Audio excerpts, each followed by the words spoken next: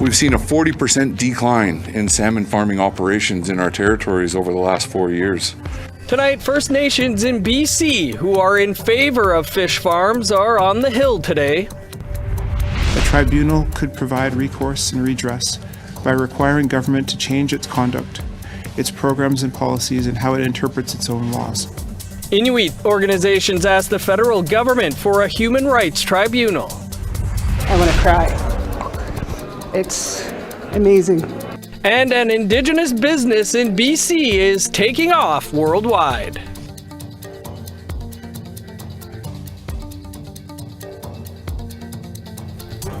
Good evening, I'm Dennis Ward. Welcome to APTN National News. First Nations in favor of the open net salmon fish farm industry in British Columbia were in Ottawa on Tuesday to lobby government officials against any plans to wind down the industry.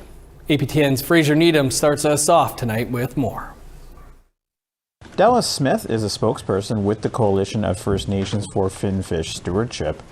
He says an uncertain future for the open net salmon industry is negatively affecting the communities Finfish serves. We've seen a 40% decline in salmon farming operations in our territories over the last 4 years. The unemployment that is rising in our territories has led us out here today. For far too long, activist voice have been the determining factor in how government has been making decisions on this necessary industry in our territories. But it's simply not just about salmon aquaculture alone. It's about ocean planning. It's about marine management. Speaking at the same press conference, Isaiah Robinson of Kitasoo Heihe's Nation talks about what the industry means to his community.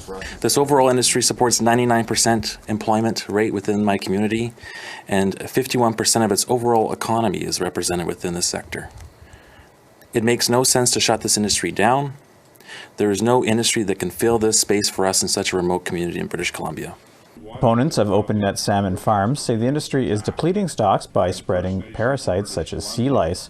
In the 2019 election campaign, the Liberals pledged to phase out the fish farms by 2025 and instead move to land-based ones.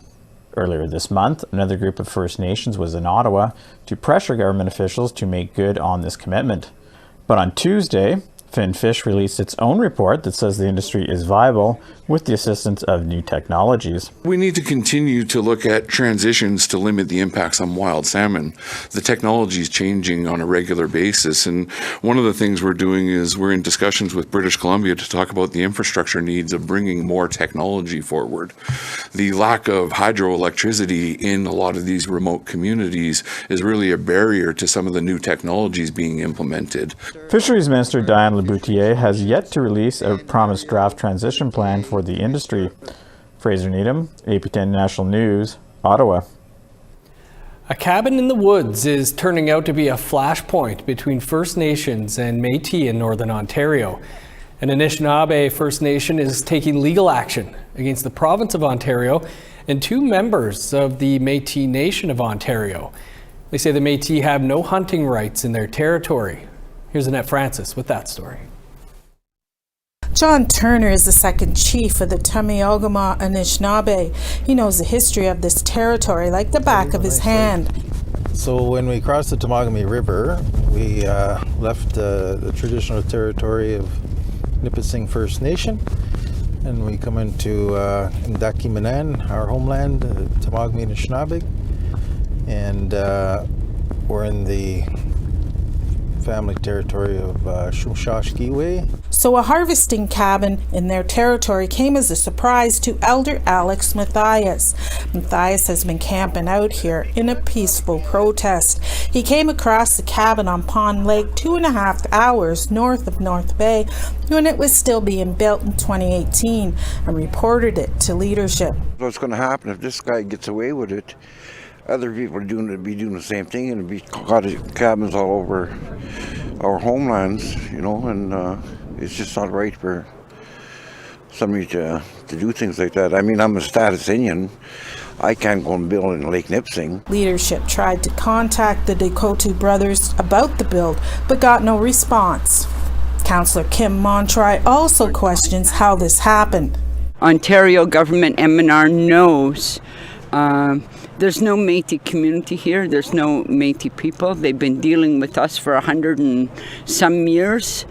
Since 1850, we've been trying to settle our land claim. It's still all outstanding. In 2017, Ontario and the Métis Nation of Ontario recognized 6 new Métis communities. 2 of them, Abitibi and Mattawa, claimed harvesting rights in their territory called Dekimanan. In addition to the protests, they began legal action challenging the Ontario Métis harvesting agreements and the assertion of M&O rights in their homeland. According to their statement of claim filed on November 20th, the Métis harvesting agreement and the Pond Lake cabin infringe on the Temagami First Nations' inherent and constitutionally protected rights and undermine the Temagami's jurisdiction over Dekimanan. This notion that an Indigenous group that we're unaware of can exercise rights in our territory, well, that doesn't make any sense to us at all, you know. And so it was pretty clear, because M&R was digging in their heels on this, that we have to go to court to make that case. Temagami First Nation Chief Shelley Moore-Frappé says the Ontario Ministry of Natural Resources and Forestry has allowed the Métis to assert rights where historically there were never any Métis people. Moore-Frappé says what's even more concerning is how this whole issue connects with Bill C-53, the Métis Self-Government Act. A major concern is the identity fraud that is happening, using our ancestors as their ancestors. So that is highly problematic. And as we can see right now, this is about land. I know that their president, Margaret Froh, keeps on speaking about how this is not about land, but as you can see today, that this is absolutely about land. The Temagami Statement of Claim is asking for an injunction to stop the Dakotus from using the Pond Lake cabin. APTN News contacted the Métis of Ontario. It responded with the same written statement it sent to media in September. The M&O stands by the Métis communities we represent and the recognition of their harvesting rights. The Ontario Ministry of Natural Resources and Forestry has a process to allow the establishment of incidental cabins, and that the M&O is undergoing an internal review to determine if the structure meets that requirement. Meanwhile, the Ministry of Natural Resources and Forestry has not responded to our request for comment by airtime. Annette Francis, APTN National News, Ottawa. Thanks, Annette. Well, we'd like to hear what you think about this latest development between First Nations and the Métis Nation of Ontario. Here's how you can continue the conversation. If you have a story you want to share, send us an email to news@aptn.ca. To read and watch our stories, you can go to our website. That's aptnnews.ca. You can also find us online on your favorite social media sites, including TikTok, YouTube, LinkedIn, and X. Follow APTN News to join the conversation and see our latest stories. 2 Inuit organizations are asking the federal government to establish an Indigenous human rights tribunal and ombudsman. Inuit Tapiriit Kanatami and Nunavut Tungavik Incorporated appeared before the Standing Senate Committee on Indigenous Peoples on Tuesday. The request comes from one of the calls for justice in the national inquiry into missing and murdered Indigenous women and girls. Both organizations say better mechanisms are needed on the federal level to ensure the rights and safety of Inuit people, especially Inuit women. They say an Indigenous human rights tribunal would be able to do that. Natan Obed speaks for ITK. A tribunal could provide recourse and redress by requiring government to change its conduct, its programs and policies, and how it interprets its own laws. Accepting complaints from Indigenous persons themselves would provide a powerful lever for Indigenous individuals and collective rights holders to identify disputes and potential resolutions or remedies that are defined by Indigenous peoples rather than government policy-based experts. Time to step aside for a quick break. Still to come, Manitoba's NDP government moves to make Orange Shirt Day a statutory holiday. Stick around.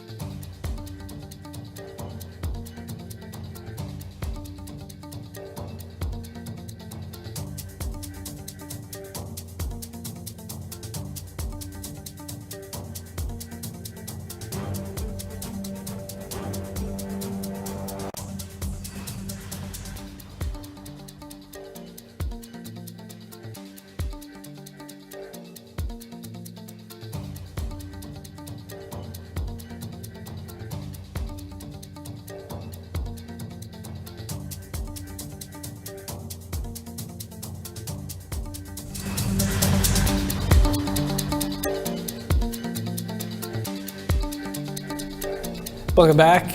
Manitoba may soon be able to reflect on the impact of residential schools with a paid day off. The provincial government is introducing a new bill that will recognize the National Day for Truth and Reconciliation as a statutory holiday. Sav Jonesa has more.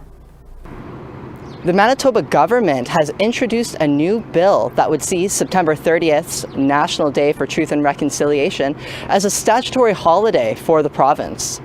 If passed, it will join a small group of provinces and territories that have the day off to reflect on the history of residential schools.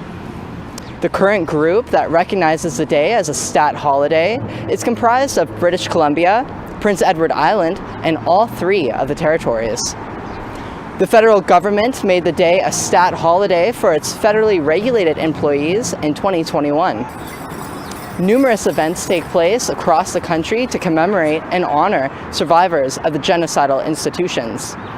Stat holidays ensure that more people are able to make time for learning about the past that still affects many today. Sav Jonesa, APTN National News, Winnipeg. Thanks, Sav. Whistler Film Festival is running all week, and this year they're also highlighting Indigenous podcasting with a panel on the importance of Indigenous storytelling. Kim Wheeler is a producer and a host of Ante Up and other podcasts. We spoke with her earlier today. Kim, thanks for being with us. Can you tell us a bit about the panel that you're part of at the Whistler Film Festival? Yeah, I'm going to be sitting on a panel with Chantal Bell Richard, who was a producer on Stolen Surviving St. Michael's. It was a podcast through Spotify with host Connie Walker, and that team won a Pulitzer and a Peabody Award, and we're going to be in conversation with Jordan Wheeler, who is a writer, a scriptwriter, a story editor, and my husband. Yeah, no relation. No relation. Kim, you know, like you mentioned, Stolen was a huge award winner, and there's a lot of really great Indigenous podcasts out there. How would you say that podcasting has advanced Indigenous storytelling in the last few years?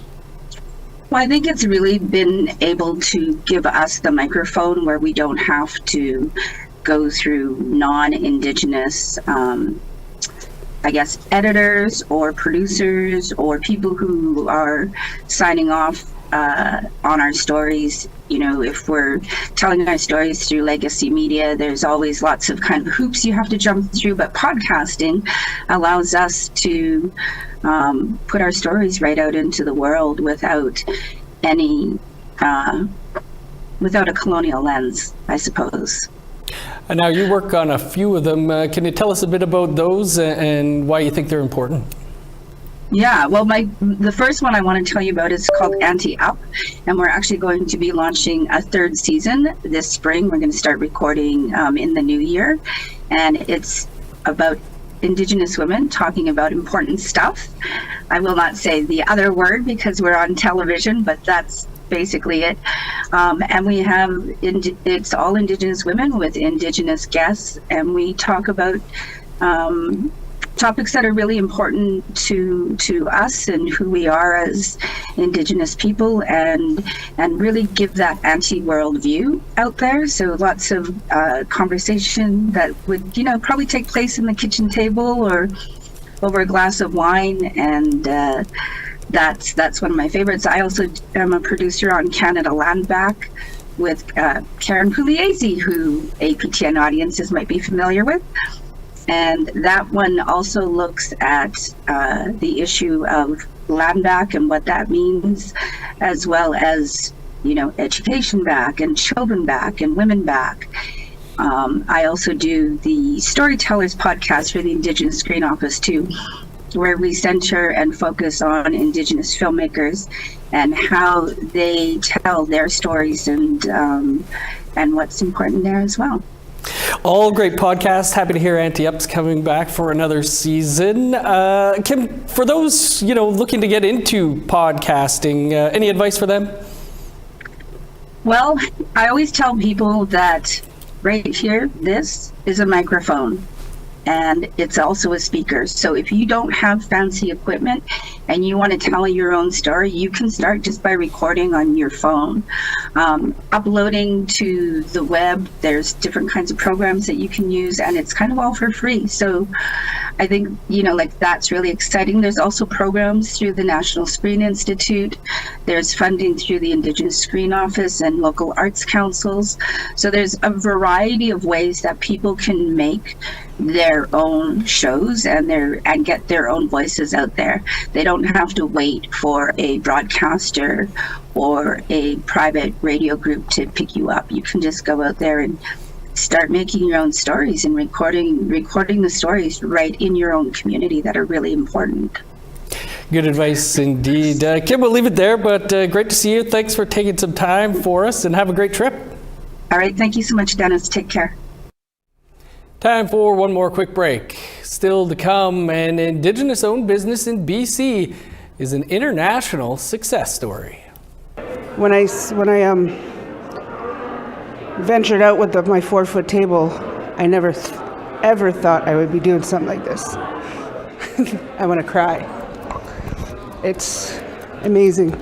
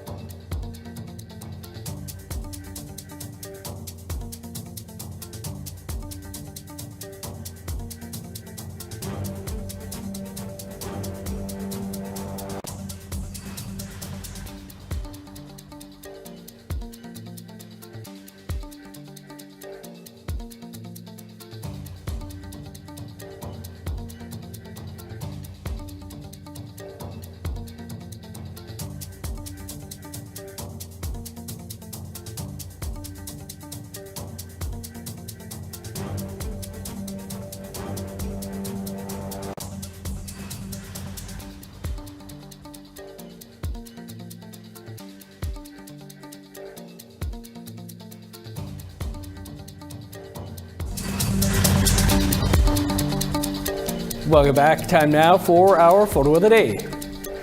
And Janice Gladish sent the view from her ride on the ferry as she was heading home to Quandra Island. Thanks for sharing with us all, Janice. If you have a picture you want to share, send that photo to share@aptn.ca for the chance to be featured as our next photo of the day. Now let's take a peek at tomorrow's weather forecast.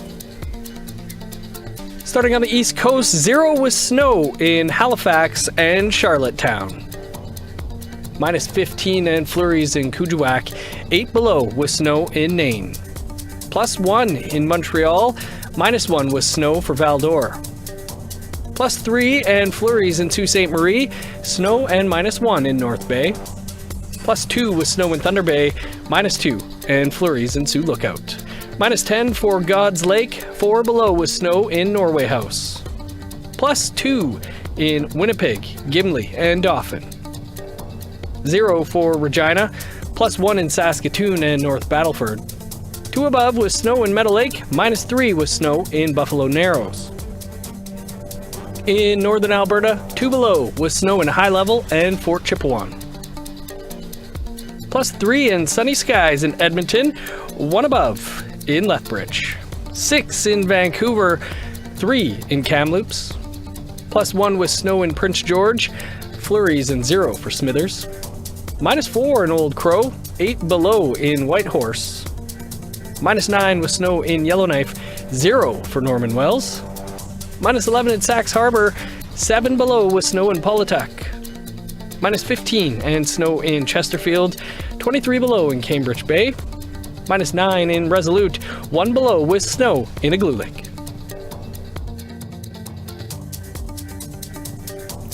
An entrepreneur from northern British Columbia has taken her business to new heights by showcasing artistic designs with a unique product line. APTN's Tina House joins us with more from Vancouver. Thank you. I'm here with the very talented Amy Wilson from the Haisla Nation. Amy, this is incredible what you're doing here. Tell us a little bit about some of your artwork that you're selling and your beautiful pieces. I promote Indigenous artists. I help single mothers with the beadwork. This is a wolf design by Josh Davidson from Haida Gwaii. He's one of my first artists that I purchased art from. And I just promote through clothing and accessories. I travel a lot, so very, very busy. Amazing. You're expanding your business all the time. I mean, some of the products you're coming out with are just incredible. Thank you. You started out by beading. Now tell me about your story and how you started out with this. When I was pregnant with my youngest son, I needed something to do, so I picked up a book and learned how to bead. And pretty soon I started selling it, and as I was pregnant, it made me some extra money, so I just kept that going. Then I started selling bead supplies. I started off with a 4-foot table and then just kept expanding. Like you said, just keep going, keep going. Amazing. Now I can fit a 30-foot space. Incredible. Now these purses, these are new this year for your line? I've had these going all year. I started off with these ones. Now I have these bigger ones and the crossbody purses. These ones are my favorite. They clip down, they have lots of pockets. They're crossbody purses, so hands-free. Wow, I mean this piece right here is stunning. This red and black purse here. Tell us a little bit more about that artist in particular. This one is my dad, Lewis's. It was one of the first ones that I got from him. Well, the only one I got from him, actually, and it's called the Six Crest. It's got eagle, raven, killer whale, wolf, beaver, and man. I call it Unity. It was one of my first pieces, and it's my logo. Beautiful. And of course your signature earrings here, I mean these are just absolutely stunning.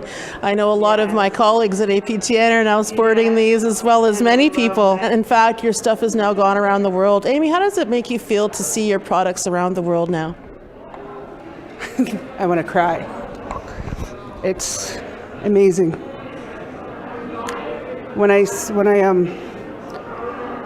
ventured out with my 4-foot table, I never ever thought I would be doing something like this. I love it. Well, congratulations on all your success, and I cannot wait to see what you come up with next. Thank you so much, my friend. Thank you so much. Always good to see you, Amy. Yes, thank you. Back to you in studio. Thanks, Tina and Amy. Well, Emily Mandamin is having quite a year. The Anishinaabe basketball player has just partnered with the Toronto Raptors and the Toronto Transit Commission on a campaign to highlight Indigenous athletes. Earlier this year, she teamed up with Ontario Lottery and Gaming and NBA Canada on another campaign that led to the refurbishing of the basketball court in her home of Iskate Wisagigan 39 Independent First Nation. And for me, the basketball court was always a safe space. Growing up in the community, there's a lot of different things that we deal with, whether that's substance abuse, mental health issues, poverty rates. And so I found myself at the basketball court at a young age, looking for a better lifestyle and a way to express myself as a young girl. And a lot of my older cousins were there playing basketball late at night, you know, trying to find a better way out and just spending time in a positive way. And so I think there was a lot of memories made there. And so I think that was kind of the biggest thing was, you know, fixing up this basketball court for the generations to come after so they could also have a place to play. And you can hear much more about Emily's journey in about 90 seconds time. That's when she'll be our guest on Face to Face. We're all out of time for your APTN National News for this Tuesday. Of course, for news anytime, you can visit our website. That's aptnnews.ca. I'm Dennis Ward, Marcy McGuitch. Thanks for being with us. Stick around. Face to Face is up next. Have a good night.